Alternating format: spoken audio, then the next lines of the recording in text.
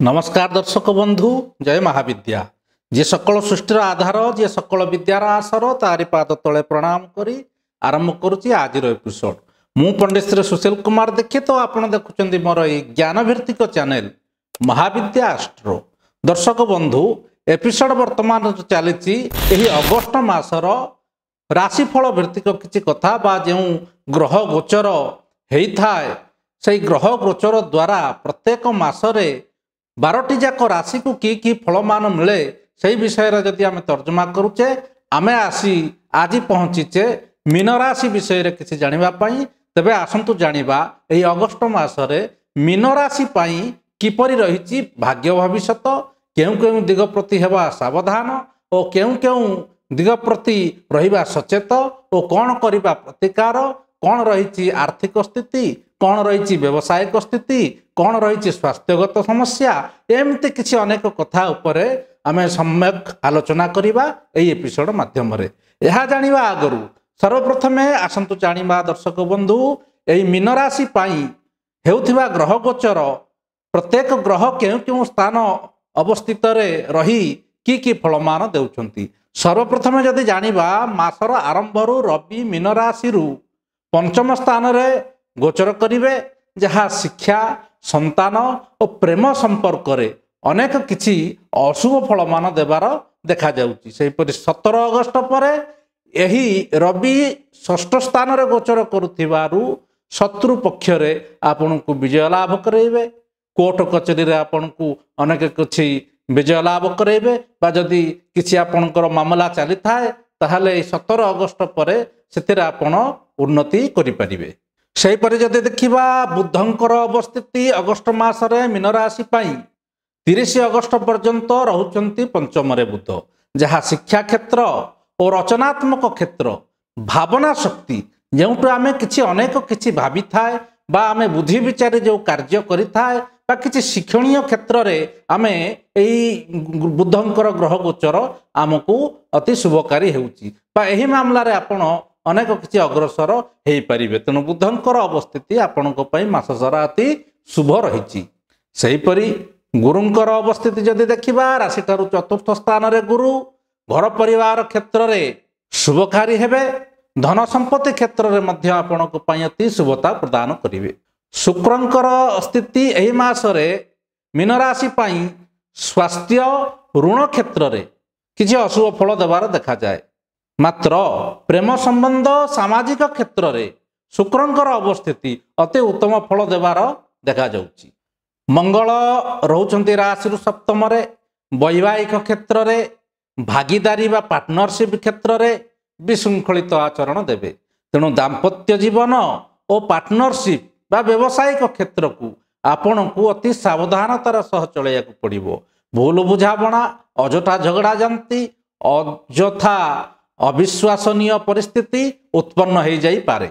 सेहीपरि शनि शनि गोचर करुछंती मीन राशि रे जहाँ आपणकर राशि जदि मीन ताले आपणकर राशि रे शनिकर अवस्थान होईची। तेणु व्यक्तित्व उपरे किछि अशुभ फल पकई पारंती। अहंकार मनोभाव अलसुआ मनोभाव कुचित चिंताधारा बा भ्रमात्मक किछि भावना बा अशांति मानसिक अशांति परी अनेक किछि विषादग्रस्त आपण एही समय रे हो जाई पारंती। सेहीपरि प्रत्येक दिनर दिनचर्या आपण को मानसिक स्तर रे अति भारसाम्य करउथिबा बेले आर्थिक और पारिपार्श्विक स्थिति मध्य आपण को सठिक देवार देखा जाए नहीं। सेहीपरि राहु केतुंकर अवस्थान रहुची मीन राशि रु द्वादश और षष्ठ स्थान को करुछंती प्रभावित राहु और केतु।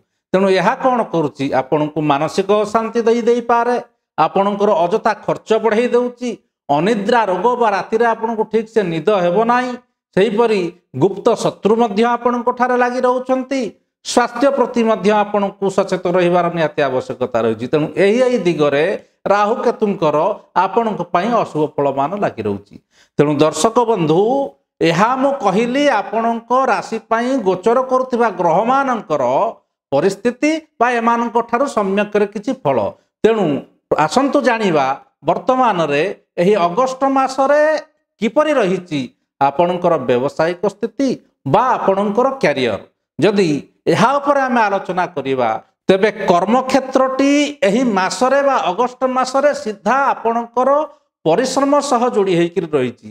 ଆପଣ ଯେତେ ପରିଶ୍ରମ କରିବେ ସେହି ଅନୁସାରେ ଆପଣଙ୍କୁ କିଛି ଫଳ ଲାଭ ହେବ। ତେଣୁ ଆପଣ ଯଥେଷ୍ଟ ପରିଶ୍ରମ କରିପାରିଲେ ଯଥେଷ୍ଟ କିଛି ଲାଭବାନ ହେଇପାରିବେ।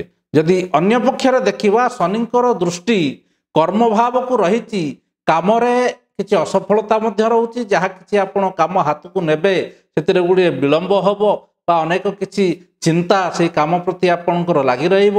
ସେହିପରି ବ୍ୟବସାୟୀରେ ଯଦି ଆପଣ ବ୍ୟବସାୟ କରୁଛନ୍ତି, ନୂତନ କାମ କିଛି ହାତକୁ ନେଇ ବା କିଛି ରିସ୍କ ଆପଣ ନିଜ ଉପରେ ନେଇ ଆର୍ଥିକ ସଙ୍କଟରେ ପଡ଼ିଯାଇପାରନ୍ତି। କିଛି ଲିଟିଗେସନ ଆପଣଙ୍କ ସାଙ୍ଗରେ ଚାଲୁଛି ଆଉ କିଛି ବିଳମ୍ବ ମଧ୍ୟ ଆପଣଙ୍କ ସାଙ୍ଗରେ ଚାଲୁଛି। ତେଣୁ ଏଥିପ୍ରତି ସଜାଗ ରହିବା ବା ଏଥିପ୍ରତି ସାବଧାନ ହୋଇ କାର୍ଯ୍ୟ କରିବାର ନିହାତି ଆବଶ୍ୟକତା ରହିଛି ଏହି ଅଗଷ୍ଟ ମାସରେ।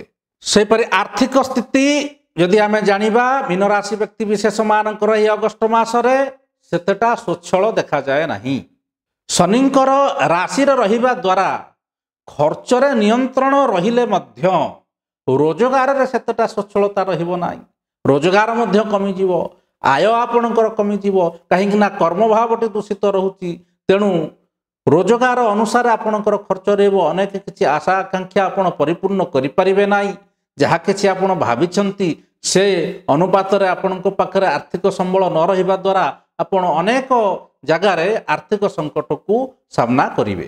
ମାତ୍ର ମାସରେ ବୁଧ କିଛି ଧନଲାଭର ସୂଚନା ଦେଉଛି, କିନ୍ତୁ ତାହା ରହିକରି ଆପଣଙ୍କ ପାଖକୁ ଆସିବ ବା ଯାହା ଆସିବ ତାହା ଖର୍ଚ୍ଚ ବହିର୍ମୁଖ ହେବ। ସେହିପରି ଯଦି ଶିକ୍ଷାଭିତ୍ତିକ ଆଲୋଚନା କରିବା, ଅଗଷ୍ଟ ମାସରେ ମୀନ ରାଶିର ଛାତ୍ରଛାତ୍ରୀମାନେ ଏହି ମାସରେ ଆପଣ ଶିକ୍ଷାରେ ଅତି ଉତ୍ତମ ଫଳ ଲାଭ କରିବେ। ପାଠପଢ଼ାରେ ଧ୍ୟାନ କେନ୍ଦ୍ରିତ ରଖନ୍ତୁ। ପରୀକ୍ଷାକୁ ପ୍ରତିଯୋଗିତାମୂଳକ ଭାବରେ ନିଅନ୍ତୁ। ଦେଖିବେ ନିଶ୍ଚିନ୍ତ ଆପଣଙ୍କର ଶିକ୍ଷାଟି ଅତି ଉତ୍ତମକାରୀ ହେବାକୁ ଯାଉଛି। ତେଣୁ ଟିକେ ପରିଶ୍ରମ ନିହାତି କରନ୍ତୁ ଓ ପାଠରେ ଅଗ୍ରସର ହୁଅନ୍ତୁ। ନିଶ୍ଚିନ୍ତ ଶୁଭ ଫଳ ପାଉଛନ୍ତି ଏହି ମାସରେ। ପ୍ରେମ ପ୍ରଣୟ ବା ପାରିବାରିକ ସ୍ଥିତି ମୀନ ରାଶି ପାଇଁ କ'ଣ ରହିଛି ଏହି ମାସରେ? ଦେଖନ୍ତୁ, ପାରିବାରିକ ସମ୍ବନ୍ଧରେ ପରସ୍ପର ତାଳମେଳ ଠିକ ରହିବ।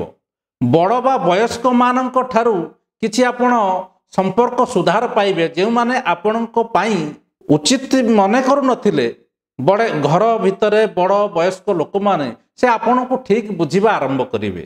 ତେଣୁ ପ୍ରେମ ସମ୍ବନ୍ଧରେ ନିବିଡ଼ତା ନିହାତି ଏହି ମାସରେ ଦେଖାଯାଏ। ମାତ୍ର ମଙ୍ଗଳଙ୍କର ଯେଉଁ ସ୍ଥିତି ରହିଛି ଜାତକରେ ବା କେତୁଙ୍କର ଯେଉଁ ସ୍ଥିତି ରହିଛି ଜାତକରେ, ବୈବାହିକ ଜୀବନରେ କିଛିଟା ଦୁଃଖଦାୟକ ସ୍ଥିତି ଆଣିଦେଇପାରେ। ତେଣୁ ଜୀବନସାଥୀଙ୍କ ସହ ଉଚିତ ବୁଝାମଣା ରଖନ୍ତୁ। ଦାମ୍ପତ୍ୟ ଜୀବନ ସୁଖରେ କଟିବ। କିପରି ରହିବ ସ୍ୱାସ୍ଥ୍ୟଗତ ବ୍ୟବସ୍ଥା ଏହି ମାସରେ ମୀନ ରାଶି ବ୍ୟକ୍ତି ବିଶେଷ ମାନଙ୍କ ପାଇଁ? ସ୍ୱାସ୍ଥ୍ୟ କ୍ଷେତ୍ରରେ ବିଶେଷ କିଛି ଅଶୁଭ ନଥିଲେ ମଧ୍ୟ ଦିନଚର୍ଯ୍ୟା ବା ଖାଦ୍ୟପେୟରେ ନିଶ୍ଚିନ୍ତ ଆପଣ ସୁଧାର ରଖନ୍ତୁ। କାହିଁକି ନା ହଠାତ୍ ଆପଣଙ୍କୁ ସ୍ୱାସ୍ଥ୍ୟଗତ ସମସ୍ୟା ଆସିଯିବାର ଦେଖାଯାଏ। ତେଣୁ ଆହାର ବିହାରରେ ନିହାତି ନିୟନ୍ତ୍ରଣ ରଖିବା ଆବଶ୍ୟକ ରହିଛି। କ'ଣ ଦେବେ ବିଶେଷ ଧ୍ୟାନ ମୀନ ରାଶିର ବ୍ୟକ୍ତି ବିଶେଷ ମାନେ ଏହି ଅଗଷ୍ଟ ମାସରେ? ଆସନ୍ତୁ ଜାଣିବା ସେହି ବିଷୟରେ। ଦେଖନ୍ତୁ, ସର୍ବପ୍ରଥମେ ଶନିଙ୍କର ଆରାଧନା ନିହାତି କରନ୍ତୁ ବା ନିୟମିତ କରନ୍ତୁ। କାରଣ ଶନିଙ୍କର 7.5ର ପ୍ରଥମ ଚରଣରେ ଆପଣ ଅଛନ୍ତି। ଏହାଦ୍ୱାରା ଆପଣଙ୍କୁ ଅନେକ କିଛି ଦୁଃଖ ଦୁର୍ଦଶା ଭୋଗିବାକୁ ପଡ଼ୁଛି। ତେଣୁ ଶନିଙ୍କର ପୂଜା ନିହାତି କରନ୍ତୁ। ଶନିବାର ରାଶି ତେଲ ଓ ବିରି ଏହିସବୁ ଜିନିଷ ଆପଣ ଦାନ କରନ୍ତୁ ଓ ଶନି ଚାଳିଶା ପାଠ କରନ୍ତୁ। ଦଶରଥ ପ୍ରୋକ୍ତ ଶନିଚର ସ୍ତୁତି ନିହାତି ମୀନ ରାଶି ବ୍ୟକ୍ତି ବିଶେଷ ମାନେ ଆପଣ ପାଠ କରିବା ଆରମ୍ଭ କରିଦିଅନ୍ତୁ। 2 ନମ୍ବର, ନିଜର କ୍ରୋଧକୁ ନିୟନ୍ତ୍ରଣ ରଖନ୍ତୁ। କ୍ରୋଧବଶତଃ ମୂର୍ଖାମିର ପରିଚୟ ଦିଅନ୍ତୁ ନାହିଁ। ବହୁ କ୍ରୋଧାନ୍ୱିତ ହୋଇ ଅନେକ କିଛି ଆପଣ କ୍ଷୟକ୍ଷତି କରିଦେଇପାରନ୍ତି। ତେଣୁ କ୍ରୋଧ ପ୍ରତି ନିୟନ୍ତ୍ରଣ ରଖନ୍ତୁ। ଜପ ତପ ଧ୍ୟାନରେ ନିହାତି ଆପଣ ଧ୍ୟାନ ଦିଅନ୍ତୁ। ସେହିପରି ମଙ୍ଗଳବାର ଦିନ ହନୁମାନଙ୍କୁ ପୂଜା କରନ୍ତୁ। ହନୁମାନ ଚାଳିଶା ପାଠ କରନ୍ତୁ। ଆର୍ଥିକ ସ୍ଥିତି ଆପଣଙ୍କର ଠିକ ରହୁନାହିଁ, ତେଣୁ ପ୍ରତିକାରଟିଏ କହୁଛି କରନ୍ତୁ। ହନୁମାନଙ୍କ ପାଖରେ ସୋରିଷ ତେଲର ଦୀପଟିଏ ଜାଳିବେ ଓ ସେଇ ଦୀପରେ ଲବଙ୍ଗ 5ଟି ପକାଇ ଦେଇ ପ୍ରଭୁଙ୍କୁ ଅର୍ପଣ କରିବେ ଓ ପ୍ରଭୁଙ୍କର ପୂଜା କରିବେ। ଦେଖିବେ ଆର୍ଥିକ ସଙ୍କଟ ଦୂର ହେବ, ମାସଟି ଆପଣଙ୍କ ପାଇଁ ଅତି ଶୁଭକାରୀ ହେବ। ତେଣୁ ଦର୍ଶକ ବନ୍ଧୁ ଦେଖୁଥାନ୍ତୁ ମୋର ଏଇ ଚ୍ୟାନେଲଟିକୁ। ଚ୍ୟାନେଲ ପ୍ରତି ଆପଣଙ୍କର ଅହେତୁକ ଭଲ ପାଇବା ମୋତେ ସଦାବେଳେ ଉତ୍ସାହିତ କରିଛି ଆପଣମାନଙ୍କୁ କିଛି ନା କିଛି ଏପିସୋଡ ମାଧ୍ୟମରେ ଏଇ ଜ୍ଞାନଭିତ୍ତିକ କଥା କହିବା ଲାଗି। ତେଣୁ ଲାଇକ୍ କରନ୍ତୁ, ସେୟାର କରନ୍ତୁ ଓ ଆପଣଙ୍କର ମତାମତ ନିହାତି ଦିଅନ୍ତୁ। ରହୁଛି ନମସ୍କାର। ଆଦିତ୍ୟାଦି ଗ୍ରହା ସର୍ବେ ଏକାଦଶସ୍ତା ଫଳଦା ଭବନ୍ତୁ।